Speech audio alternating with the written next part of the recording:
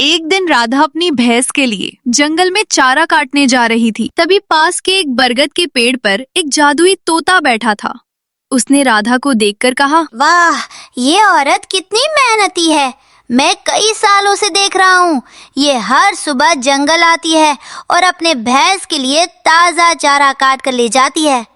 लेकिन एक भैंस कितना ही दूध दे, उससे तो बस इनके घर की खीर ही बनती होगी। फिर ये बेचते क्या होंगे? मैं एक जादुई तोता हूँ, क्यों ना मैं गाय बनकर इनके घर चला जाऊं।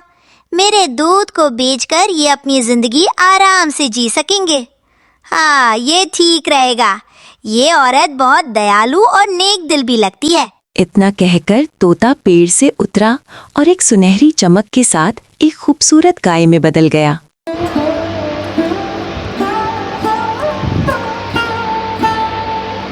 फिर वो राधा के पास गया और बोला, हे दयालु औरत, इस जंगल में मेरा कोई नहीं है। मैं अकेली हूँ। क्या तुम मुझे अपने घर ले चलोगी? मैं तुम्हें बदले में ढेर सारा दूध दूंगी। राधा ने गाय की बात सुनकर आश्चर्य से कहा, ये क्या? मैं कोई सपना तो नहीं देख रही।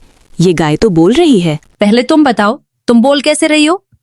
मैंने तो आज तक कोई गाय इंसानी आवाज में बोलते नहीं देखी। दरअसल मैं एक जादुई गाय हूँ, इसलिए मैं इंसानों की तरह बोल सकती हूँ और उनकी बातें समझ सकती हूँ। मैं कह रही थी, मुझे अपने घर ले चलो। तुम मुझे सुबह शाम हरा भरा चारा देना और मैं तुम्हें ढेर सारा दूध दूंगी। उस दूध को बेचकर तुम अपनी जिंदगी आराम से चला सकोगी।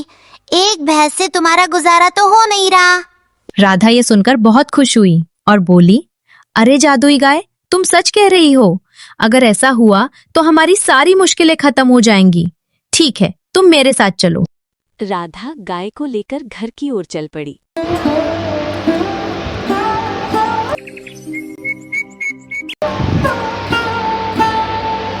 फिर गाय के साथ घर पहुंची तो उसके पति मोहन ने आश्चर्य से पूछा, अरे राधा, तुम तो भैंस के लिए चारा काटने गई थी, फिर ये गाय कहाँ से ले आई तुम? मोहन, मैंने इसे कहीं से पकड़ा नहीं। ये मुझे जंगल में मिली। इसे बस थोड़ा सा चारा देना है और ये बदले में ढेर सारा दूध देगी।